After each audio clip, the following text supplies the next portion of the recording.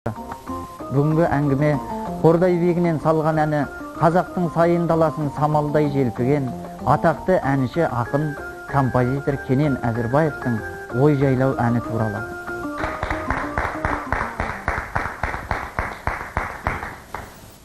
Бозторғай, Базар Назар, Көкшолақ, Бұлбұлға сынды әндеріменен осы Кененді бүкіл қазақ біледі. Білмейтін қазақ жоқ дейміз. Енді бірден ой жайлауды біз осы тарихынан бастасақ. Сондықтан бұл әннің шығуына Кенекеңе қандай оқиғалар, жаңағы әсерлі әңгімелер түрткі болды екен. Сол жөнінде бір-екі ауыз айтып өтейікші. Әннің шығу тарихы Кенен аталарының жас кезінде 15 пен 25-тің арасында біздің Қордай ауданы, Жамбыл облысы Қордай ауданында туып өскен ғой өкісі. Сонда Қордай сілемінде ой жайлау, Жайсаң, Қызылқайнар деген жайлаулар бар. Сол жайлауларды әкем атқа мініп ап, аралап, сөйерде жүрген еңбекшілерге, халықпен бірге ән айтып, сол жерде өзің бір тамаша жастық шағын өткізген екен. Сондықтан да ол ой жайлауды кейіннен бізге де алып барып көрсетті. Мынау жерде мен отырушы едім, қазақ үйлер қатар-қатар тігулі тұрушы еді. Қазақ үйдің дастарханында неше түрлі қазақтың ұлттық тағамдары тұрушы еді. Самавар божылдап шай қайнап тұрушы еді. Әдемі қыз келіншектер сылаң қағып, қымыз құйып, шай құйып алдымызда қызмет етуші еді. Сол кезде халық маған өлең айт деп, мен келе жатқаннан аттан түскеннен келе жатқаннан алдымнан қарсы алып Кенекем келді, ән айтады деуші еді. Сол кезде мен жас кезім шырқатып тұрып осы жайлауда мынау әнді айтушы едім. Бұл ой жайлау деген ән елге, жерге деген махаббаттан туған ән. Жастық шақтық сағынып айтылатын ән.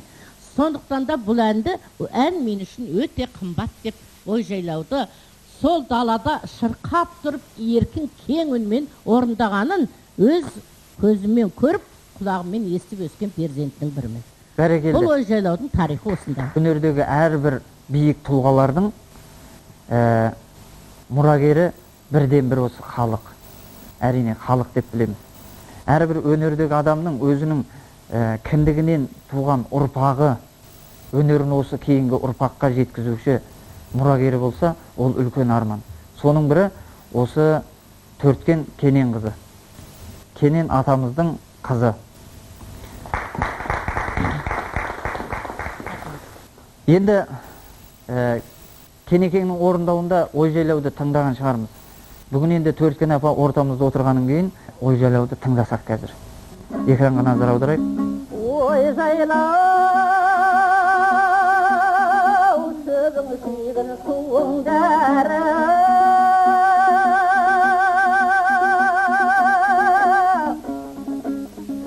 болады халқы менен ақын сәні ой жайлау берейін ортаңыздан не сырқап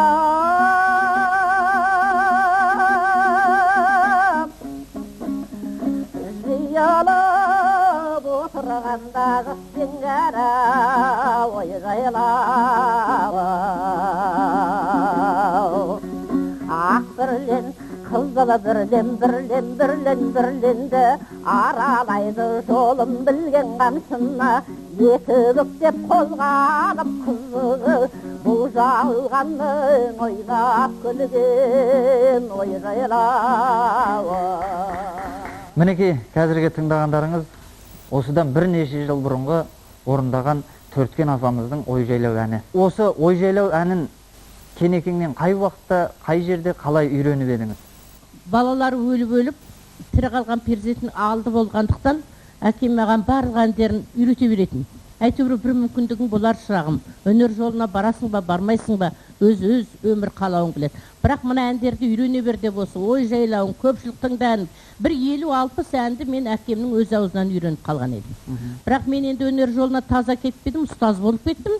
Дегенменен атаның әндерін біреулер орындап жатса, дұрыс айтып жатса риза болып, қат айтып жатса қап деп жүрегіміз ауырып, шамамыз келгенше түзеттіртіп жататын перзентінің бірімін.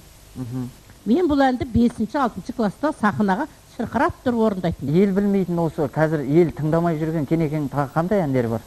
Көп әндер орындалмайды. Көпшілік тыңда әнімді, балық үйілді даладан, еңбекші елім, жаңа заң, күләшқа, нұрлы жаз, қайсы бірін айта берейін. 100-ден астам әннің 90-ын білетін болдым қазір.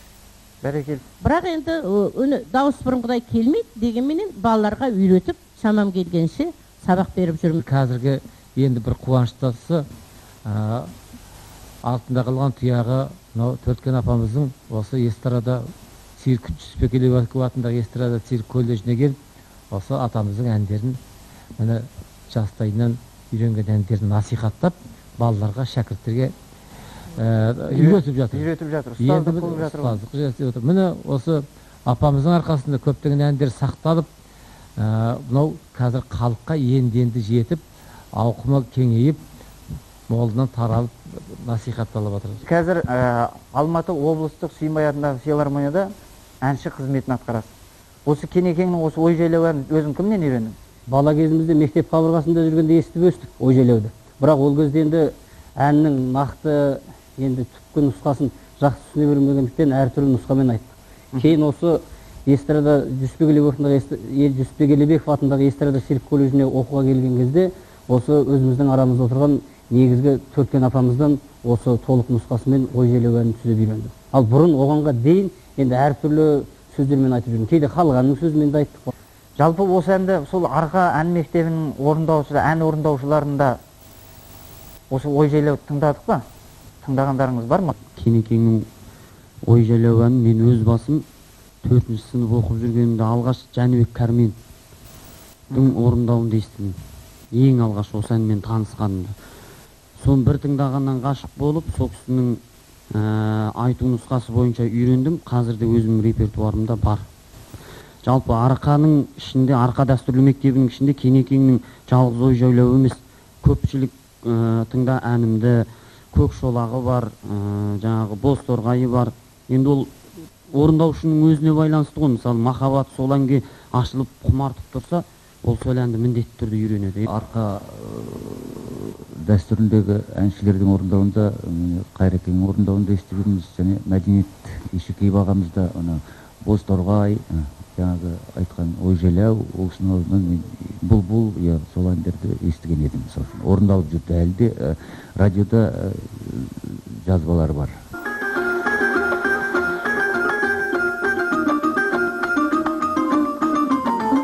Қайрат аға, өзіңіз осы әнді орындадыңыз ба?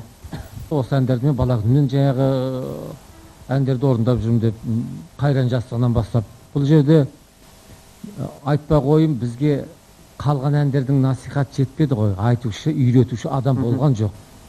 Көрдіңіз бе, осы айналасы бір 10 шақты әннің төңірегінде сахнадағыны айтылды, қалған өлеңдері айтылмай кетті. Біз іздеп жүрдік, сусап жүрдік.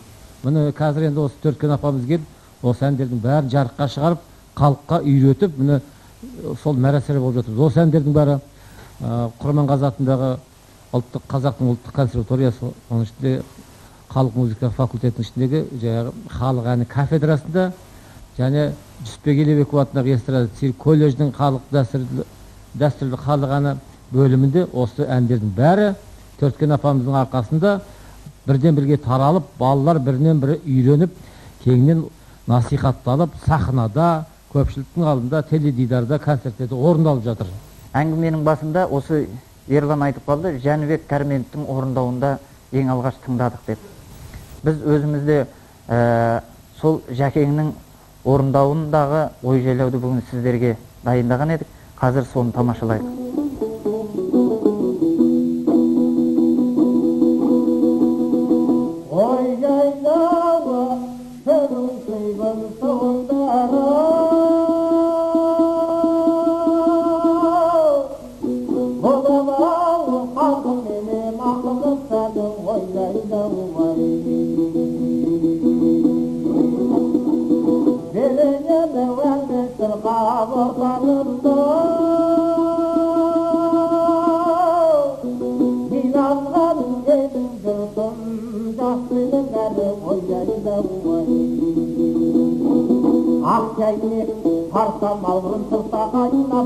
болса қыз болмада гүл ойнап үйленген қызғалдақтай қыз кетіңше сапырса қарғымым бұның ойына қуарған қарағаштай қайнарда жас жақсы өсіп күліп ойнап ойнайды Төрткен апамыз орындырып жатыр.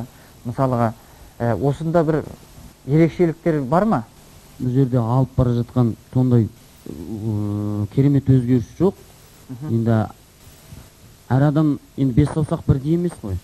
Әркімнің өзінің жүрек қағысы бар, жүрек соғысы бар. Сол жүрегінің соғысы бойынша осы әнді халыққа жеткізіп отыр. Кішкене қағыстарында бір аз-маз өзгешеліктер бар. Төрткен апай енді іштен шыққан баласы ғой. Төрткен апай айтқанда Кененнің туры өзі айтқан сияқты әсер береді. Ырғағы да, сонан соң шырқау биігі де, кең жайлаулығы да. Енді Жәнібек ол үлкен жақсы әнші орындады, оны біліп отырмыз, жанында жүріп тыңдағанбыз. Менің айтайын дегенім, кезінде Сүйінбай бабаны пір тұтқан, енді Жамбыл бабаның жанында жүрген ғой Кенен, шынын айту керек. Өзің айтпақшы, балуан шолақтан ән үйренген, шашы бойларды көзі көрген. Сонда бұның бір ерекшелігі, осы әнде сипат бар, сүйіспеншілік бар, табиғатқа деген сағыныш бар. Соны тыңдағанда Төрткен апай жақсы жеткізеді. Кәдімгідей ана кинохроникасы бар ғой өзінің. Сол кинохроникадағы үн осы Төрткеннің дауысынан шығып тұр. Төрткен апай, мынау жаңа сіз өзіңіздің орындауыңызда ең бірінші Ақбүрлен деп қайырмасындағы айттыңыз ғой. Ал енді Жәкен келді да Ақшайнек сарсамауырын тұрса қайнап деп жаңағы бір армандау бар да. Осы жерде атамыз әлгі ұлғайып жасы ұлғайған кезде шыққан жоқ болса қайырмасы өзгеріске ұшыраған сияқты. Ақбүрлен Қызылбүрлен дегенде қайырмасы атаның өзін шығарған. Тұрса қайнап, Ақшайнек сарсамауырын тұрса қайнап, отырса қыз бозбала күліп ойнап, ол да атаның өзінікі. Қайсының қай уақытта шыққанымен айта алмаймын. Бірақ енді қазаншының өз еркі қайдан құлақ шығарса дейді. Бұл кісі ой жайлауды 20 куплет қып айтады. Неше түрлі қып айта береді? Екі куплеттің екі шумағын ғана айтып жүрміз қой. Ол кісі неше түрлі. Басынан Алатаудың үш башықты, суынан іше алмайсың үш қасықта.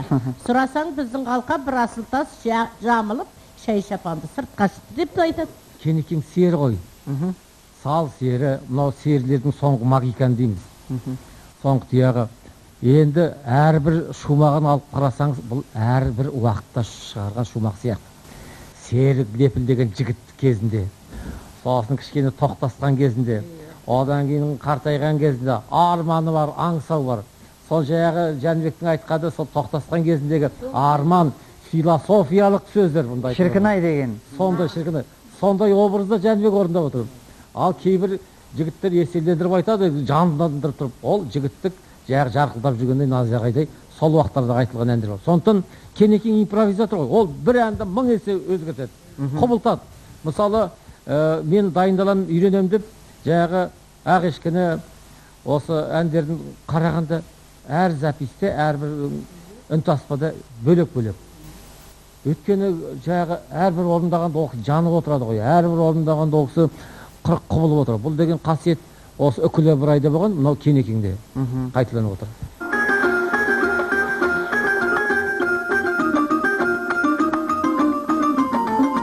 Сыр өңірінде үлкен жырау, әнші, термеші Қаламқас Орашева апамыздың осы ой жайлауда айтқан екен.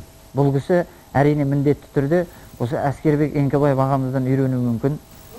Болмаса жаңағы Нартайдың кешегі айтқан нұсқаларынан үйрену мүмкін. Бұл әнді Қарекеңнің өзі орындаған, балаларға үйреткен. Қарекеңнен үйрену мүмкін. Өйткені жаңағы айтып отырған Қаламқас та Әскербек Еңкебаев та сол Ғарифолла Құрманғалиевтің шәкірттері. Нартай менен Кенен туралы айтып жатсыздар ғой. Кенен аталығы мен Нартай аға ата екеуі құрдас, құрбы.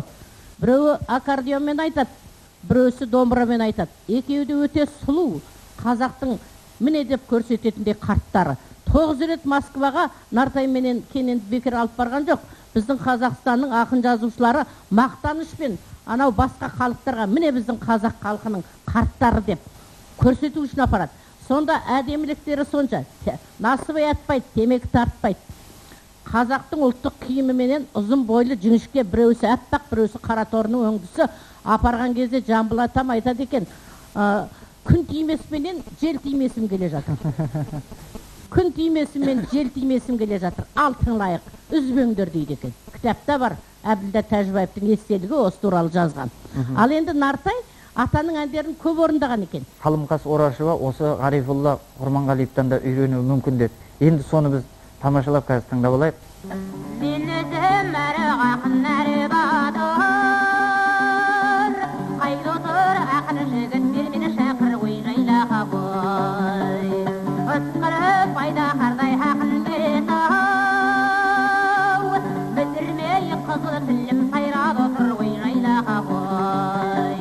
Ақ бірлен, қызыл бірлен, бірлен, бірлен, бірленді, аралайды жолын білген қамшысын, екі бүктеп қолға ұстап қызығы, қолы жолы қардың ойнап күлгені ой жайлаға қой.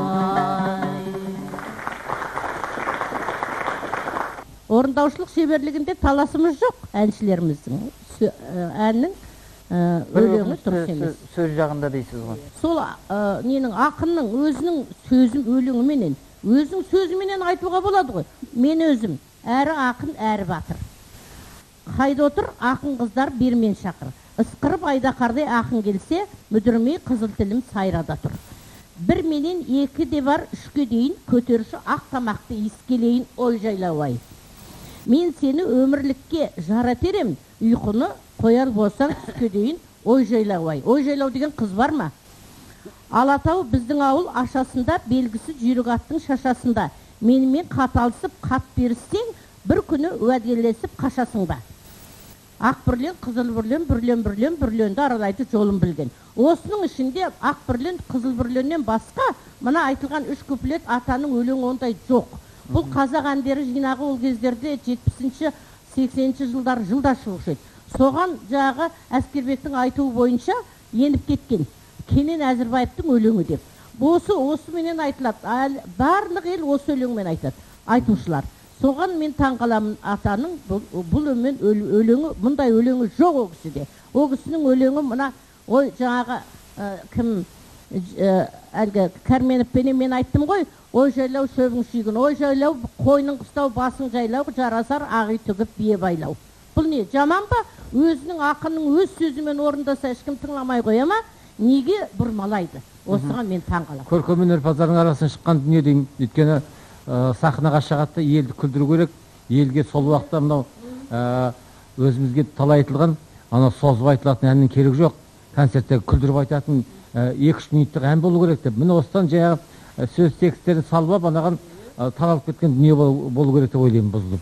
Менің мына өзінің атамның өзінің баласындай болған Саят Медеуов. Осы ой жайлауды эстрадамен орындағанда бірдеме, екіден, үшке дейін деген жағы мен оққан текстпенен айтты.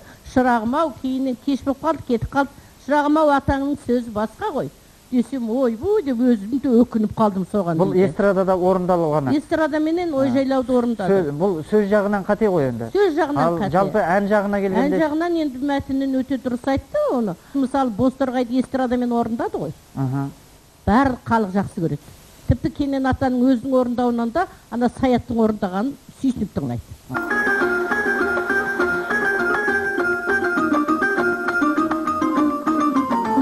Заманның ағымына қарай оркестрге болмаса жаңағы ансамбльдерде, эстрадада жаңа айттық Саят орындады бір рет деп. Басқа осы оркестрлерге салып орындаған адамдар болды ма осыны? Негізінен енді бұл оркестрмен орындаған бірден бір менің естуімде осы қазаққа танымал әнші Майгүл Қазтұрғанова апамыздың орындауында естідім. Және Майгүл Қазтұрғанова орындады деген сөз ол Нұрғиса Тілендиевтің назарына іліккен деген сөз. Өйткені Майгүл орындаса отырар сазы Нұрғиса Тілендиев атындағы отырар сазы фольклорлық этнографиялық оркестрінің сүйемелдеуінде орындады. Сондықтан Нұрағаңның өзі көңіл бөлген бұл әнге, солай түсінуіміз керек. Қазір Майгүл Қазтұрғанованың орындауында тыңдап алсақ.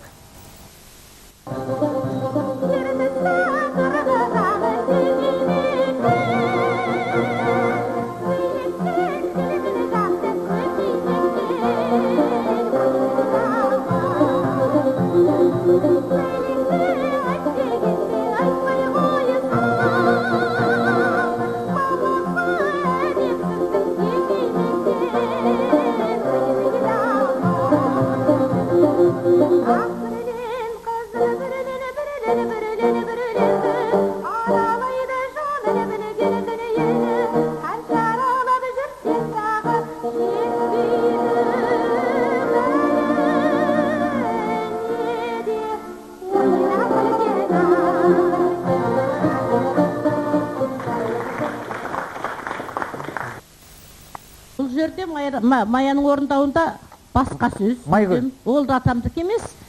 Ана қайырмасының мелодиясын да өзгерткен. Енді бұл арада Нұрғиса Тілендиев ағамыздың әсері болып кеткен шығар? Мүлдем бөлек сөз ғой енді, бірақ енді әуеніне келетін болсақ, Нұрғиса Тілендиев ағамыз оны оркестрге өңдеген кезде, ол әуенді солай шағуға тура келеді. Ол өзі гармониялық дейміз ғой біз, тұрғысынан алып оркестрге өңдеп салғанда кішкене шағу керек болады бір нәрсені. Тұрақты дыбысқа алып келу үшін, әуенді тоқтату үшін. Бағанан бергі әңгімеміздің төркіні арғы бергісіне келгенде әнді кім орындаса да ән өзгеріске ұшырамаған. Жалпы сөздеріне мұқият болу деген тілек ниет. Сондықтан енді осы әнді бірден бір орындаушы жаңағы өздеріңізге айттық, қазір Талдықорғанда облыстық филармонияда Сүйінбай атындағы әншілік қызмет атқарып жүрген жас әнші бауырымыз осы Ерболат Шалдыбек. Ерболатты қазір ортаға шығарып, осы әнді толық нұсқасын өз сөзіменен тыңдайық.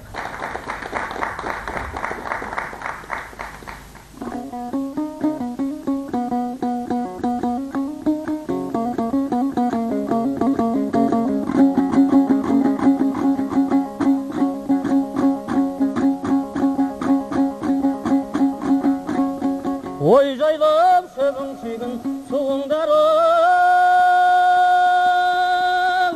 боладым халқы менен ақын сәні ой жайлау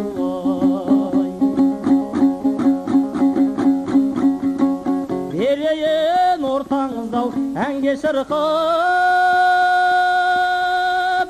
жиналған едім жұртым жас пен кәрі ой жайлау Ақшайнек сарсамаурын тұрса қайнап отырса, қыз бозбала күліп ойнап киінген, қызғалдақтай қыз келіншек сапырса, сары қыз құлан ойнап туарған, қарағаштай қақиған шоу жас шақты, өткізелі күлдей жайнап ой жайлау.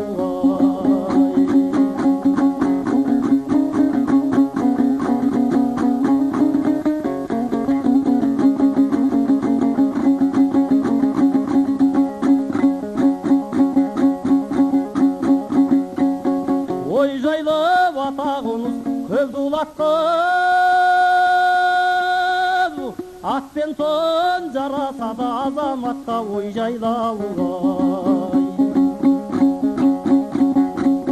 айтысып қыз бозбалау қырындасып серуендеп тамаш еткен жастық шақты ой жайлауға Ақшайнек сарсамаурын тұрса қайнап отырса, қыз бозбала күліп ойнап киінген, қызғалдақтай қыз келіншек сапырса, сары қыз құлан ойнап қуарған, қарағаштай қақиған шоу жас шақты, өткізелі күлдей жайнап ой жайлау.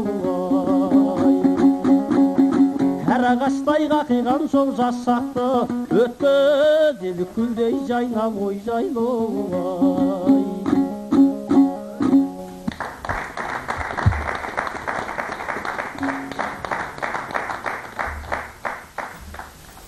Ерболат орындаған ой жайлау әніне берер бағаларыңыз, айтар пікірлеріңіз қандай? Дұрыс орындап отыр, бірақ толқып отыр, шынын айту керек. Толық айтса әрине, анау ақ бүрлен, қызыл бүрлен деген бір куплеттен кейін соны айтып, екінші куплеттен кейін Ақшайнек сарсамаурынды айтса жақсақ болар еді. Бұл енді болашақта осылай орындалады деген үміттеміз. Жалпы Ерболаттан да басқа жастар орындаса, келешекте солай орындайын да шығар дейміз. Енді Ереке, саған көп рахмет, өнерің үстем болсын. Ой жайлау күнде тыңдап жүрген ән болса да, оның арғы бергі тарихын біле бермеуіміз мүмкін.